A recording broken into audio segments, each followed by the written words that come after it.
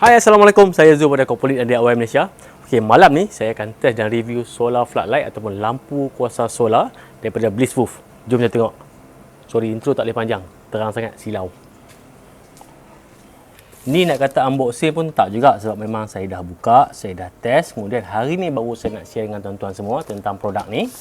Lampu ni memang saya dapat free daripada banggood.com. Memang dia hantar untuk saya buat review. Dan dekat banggood.com ni memang ada macam-macam jenis barang, ada gadget, ada tool semua ada. Dan salah satu brand yang saya suka dekat Banggood adalah Blisswoof. Sebab sebelum ni memang banyak barang Blisswoof saya beli. Saya pernah beli solar panel, kemudian USB charger, USB adapter, semuanya yang brand Blisswoof. Dan sekarang ni pun produk Blisswoof ni pun dah semakin banyak. Ada coffee maker, ada air fryer, macam-macam produk ada. Dekat Banggood ni memang ada macam-macam brand barang. Okay, ada yang berkualiti, ada yang kurang sikit. Tapi untuk Blisswoof ni memang produk keluaran Banggood tu sendiri. Bayangkan macam kalau kita kat Malaysia kita ada Shopee dan ini adalah barang pada Shopee. Contoh macam itulah. Tapi ini memang barang yang Banggood sendiri, dia punya brand sendiri. Sebab itulah kalau brand Blisswoof ni produk dia orang kata apa, kualiti tu terjamin lah kalau berbanding dengan brand-brand lain.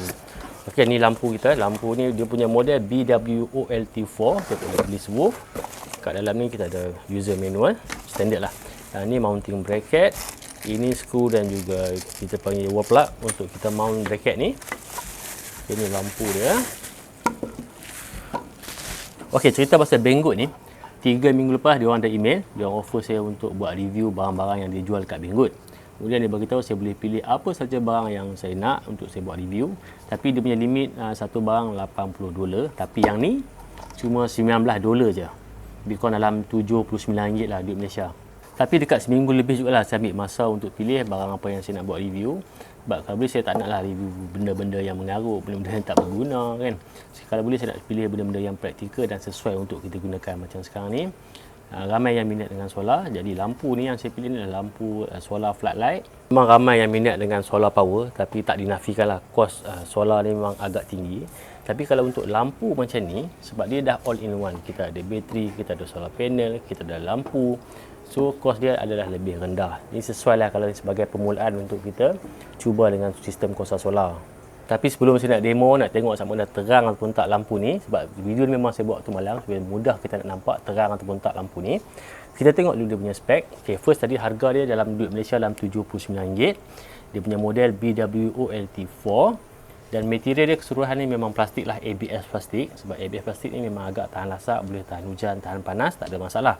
Dan untuk solar panel DC 5.5 volt. Dia punya power dalam 1.55 watt saja. Okey.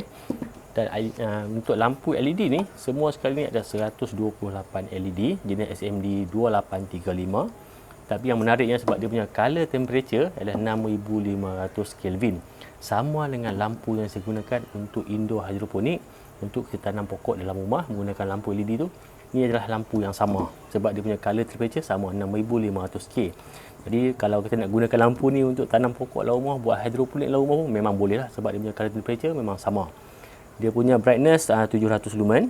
Kemudian untuk sensor ada dua jenis sensor. Yang pertama PIR sensor ataupun passive infrared sensor. Yang kedua adalah light sensor. Okey, PIR ni kalau macam kita jalan dekat depan lampu ni, so lampu ni akan menyala secara automatik. Dan lagi satu untuk light sensor, fungsi dia macam ni. Pada waktu siang, kalau kita lalu dekat depan PIR sensor ni pun, lampu ni tak akan menyala sebab dia detect masa tu masih hari siang dan lampu ni tak akan menyala. So ada dua faktor lah. Satu, dengan pastikan pada waktu malam saja baru dia akan menyala. Dan bila kita lalu kat depan ni, dia akan menyala.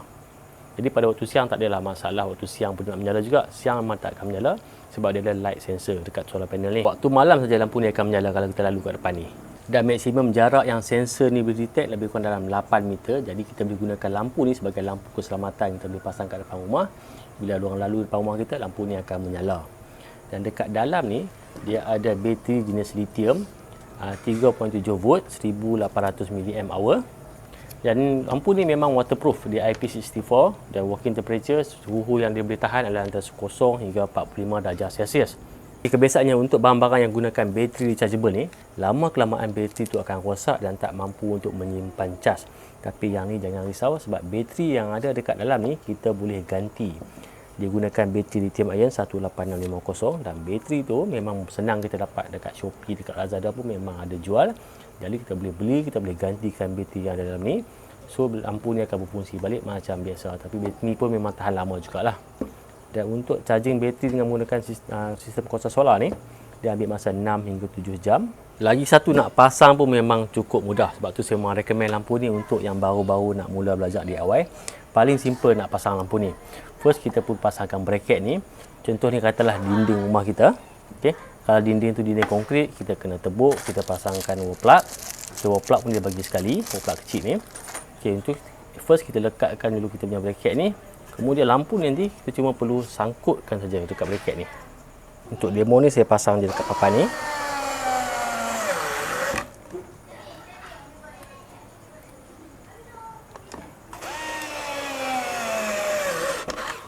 Okey, dah pasang bracket. Okey, bila dah siap kita pasangkan bracket ni pada dinding, apa yang kita perlu buat, kita cuma perlu sangkutkan saja lampu ni pada bracket ni. Memang mudah. Cuma yang kita kena ingat, lampu ni menggunakan sistem kuasa solar, jadi kita perlukan cahaya matahari untuk kita cas bateri yang ada dekat dalam ni. Jadi, kedudukan untuk kita pasang lampu ni mestilah menghadap pada cahaya matahari. Dan lampu ni pun kita boleh adjust sama ada kita nak tunduk ke bawah macam ni, ataupun kita nak dongak ke atas. Dan yang kiri kanan pun kita boleh adjust, sama ada kita nak buka lebih luas, dan boleh juga tunduk ke bawah macam ni. Ini bergantung pada kesesuaian lah, tempat mana yang kita nak pasang dan kawasan mana yang kita nak cover. Tapi sensor dia pada bahagian sini. Jadi kedudukan lampu ni masa kita nak pasang mestilah lebih tinggi lah, mungkin dalam 10 ataupun 12 kaki. Okey, bila sensor ni detect ada pergerakan, bila kita lalu depan lampu ni akan menyala. Dan bila tak ada lagi pergerakan, selepas 30 saat lampu ni akan terpadam sendiri. Dan sekiranya kalau macam kita memang duduk je dekat depan lampu ni memang akan sentiasa menyala lah. Bila kita jauh daripada tempat tu, sensor dah tak detect, dia akan padam sendiri. Okey, supaya nak nampak lebih real, apa saya akan buat sekarang, saya akan cuba pasangkan lampu ni walaupun tengah malam, tak ada masalah sebab nak pasang pun simple je. Kita akan pasang, kemudian kita akan test tengok cerah ataupun tak lampu ni. Sebelum saya lupa, dekat bahagian bawah ni memang ada switch untuk kita on dan offkan lampu ni. Untuk on, kita tolak je switch ni. Okey, lampu menyala. Kemudian dia akan padam sebab dekat atas ni sekarang ada lampu, jadi dia akan padam. Kalau kita nak test, kita cuba tutup dulu bahagian solar panel ni. Dia akan menyala. Okey, saya dah padamkan lampu dekat depan rumah ni. Kita tengok.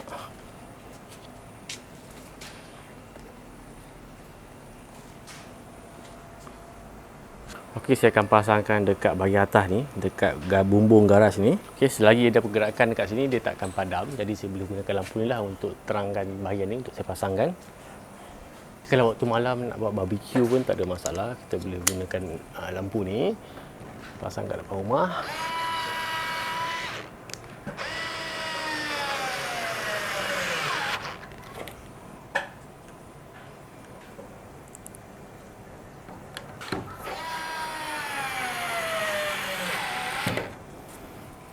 Okey.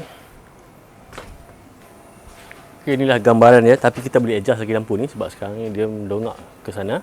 Kita boleh adjustkan supaya kawasan bawah ni akan lebih cerah. Kita bagi tunduk sikit. Wah, cantik.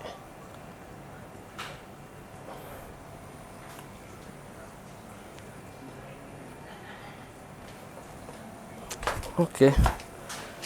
Okey, lampu dah padam. Kalau kita lalu kat depan ni, dia akan menyala automatik. Wah, memang cepat. Dan selepas kita beredar pada sini, 30 saat dia akan padam.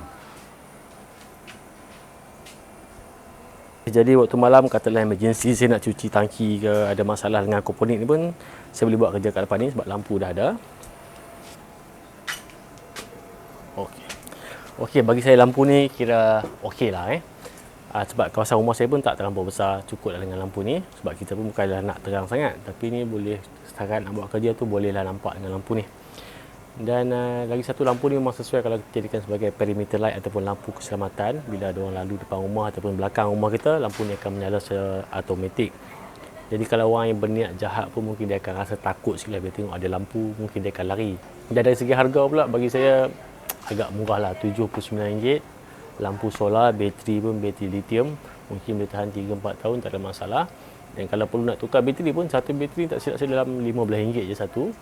Dan kalau yang berminat untuk beli lampu ni, saya akan letakkan link dekat video description. Okey, nampaknya bateri pun Mungkin bateri pun dah tak ada sebab saya belum charge lagi. Benda ni saya baru buka itu saya buka waktu malam. Kemudian memang tak sempat charge lah. Mungkin bateri pun dah tak ada. Besok bila dah siang boleh akan charge. Dia akan ambil masa 6 hingga 7 jam. Kemudian malam kita boleh guna lah macam ni. Jadi sampai jumpa lagi. Assalamualaikum.